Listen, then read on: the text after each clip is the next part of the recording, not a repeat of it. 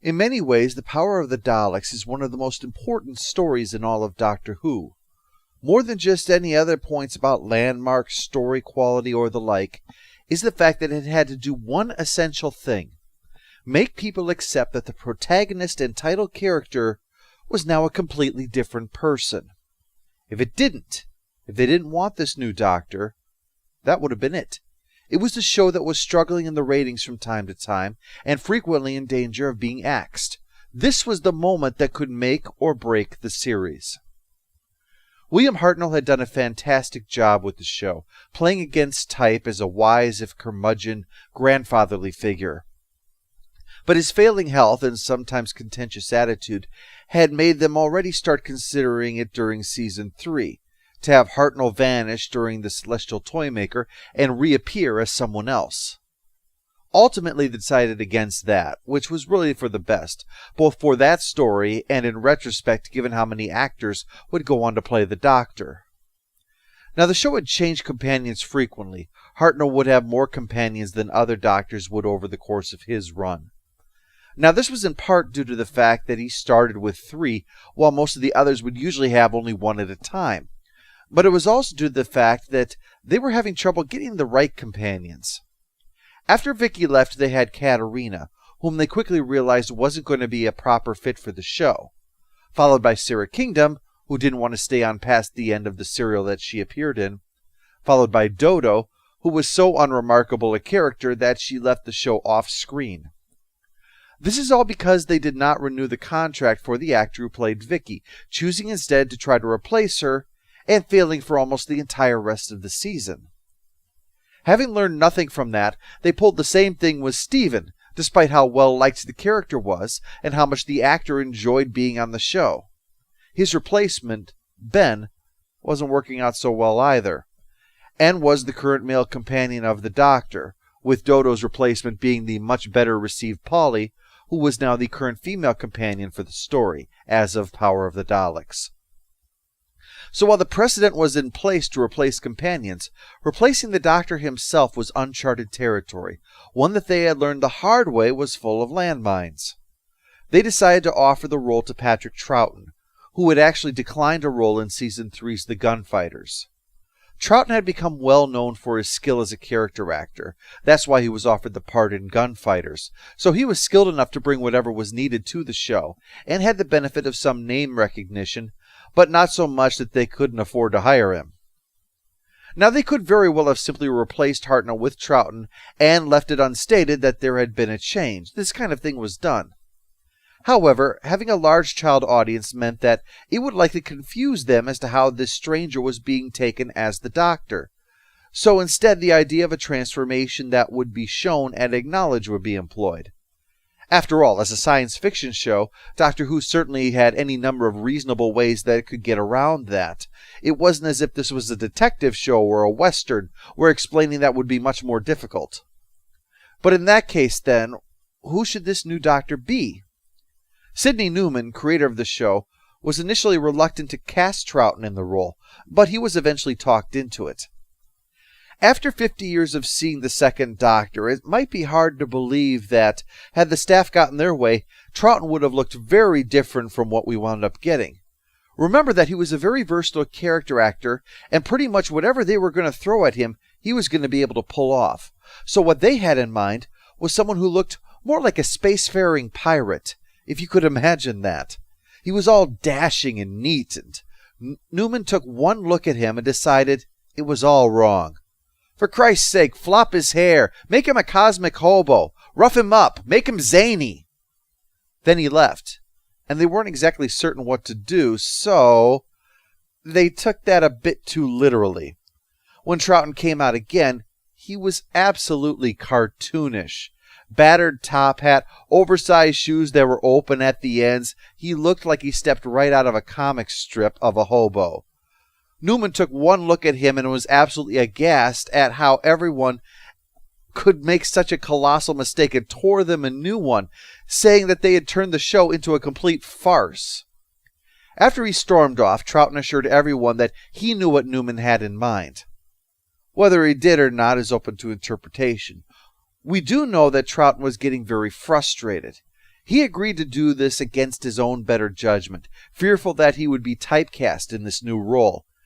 And now they didn't even know what that role was.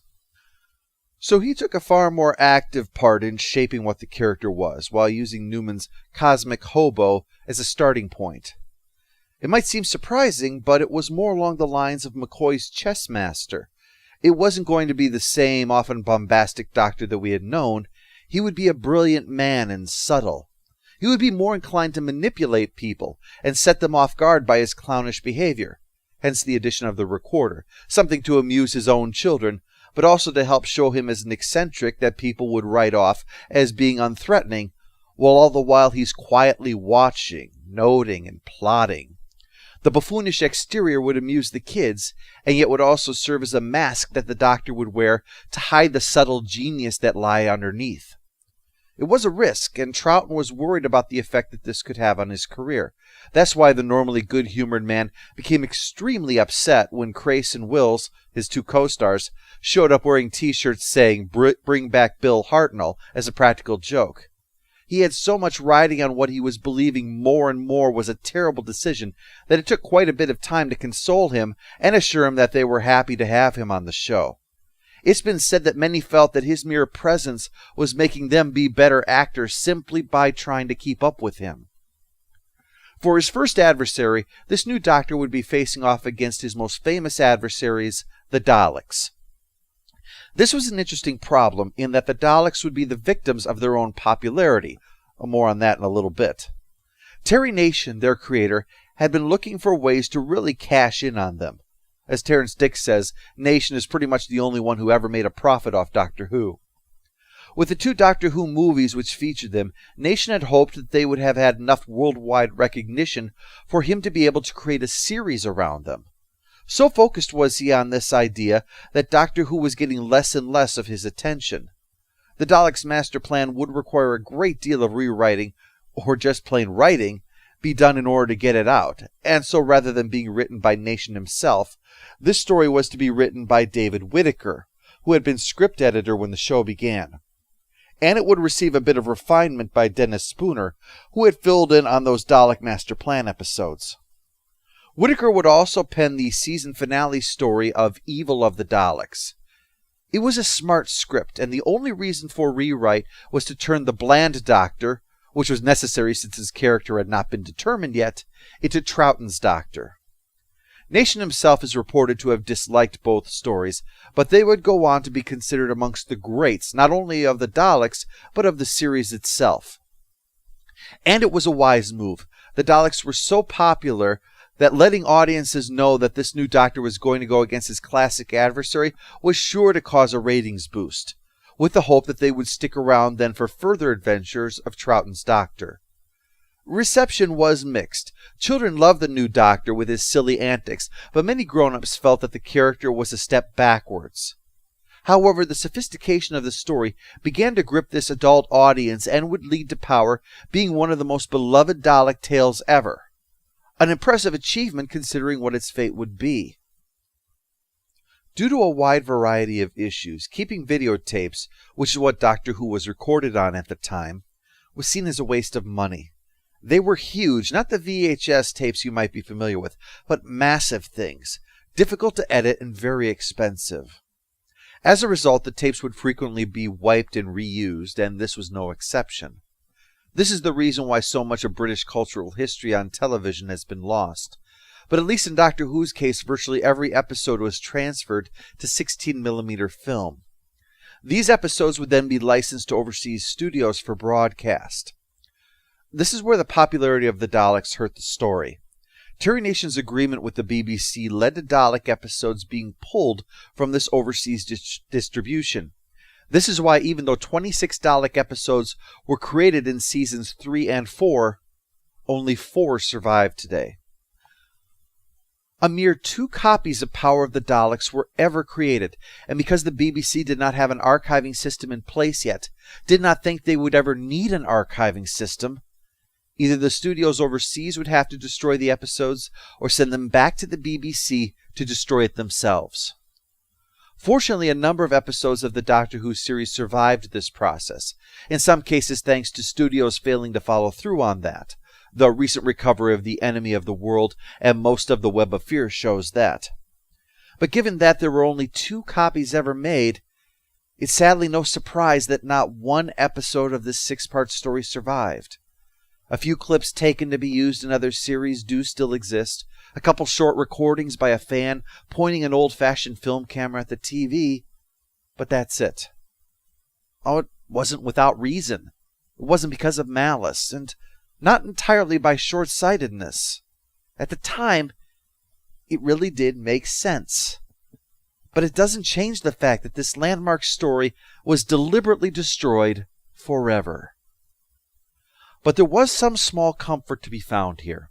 Some fans of the show had taken to recording the audio onto cassette tapes. Home video recorders were for the most part non-existent, but fans would hold up a microphone to the set, or in one case, wire up a recorder directly into the speaker system to create a recording without ambient room noise. So at the very least, we have the audio of every single episode of Doctor Who that's missing, including the 6 that make up this one.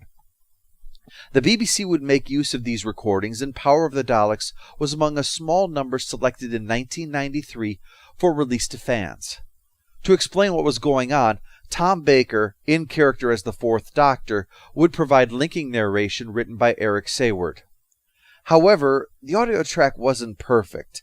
Some of it was even impossible to understand, so in 2003 the BBC commissioned a cleaned-up version of the audio and re-released it, this time with narration provided by Wills, because the Tom Baker recordings, ironically, had been wiped.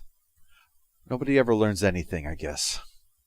An MP3 CD was also created that combined the new audio editing with telesnaps, photographs taken of the actual episode's broadcast form, for a simple reconstruction.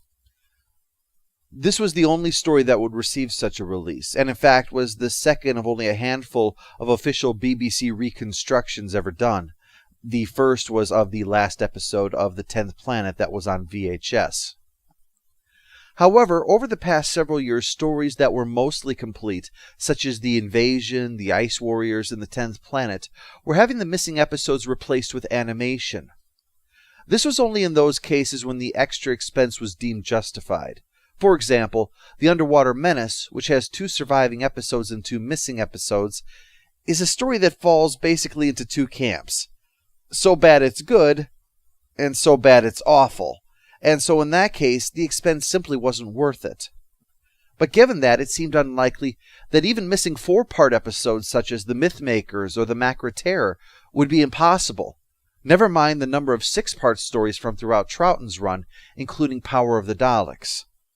It was thus shocking when the BBC announced that in time for Troughton's 50th anniversary that they had commissioned for all 6 episodes of his first story to be fully animated.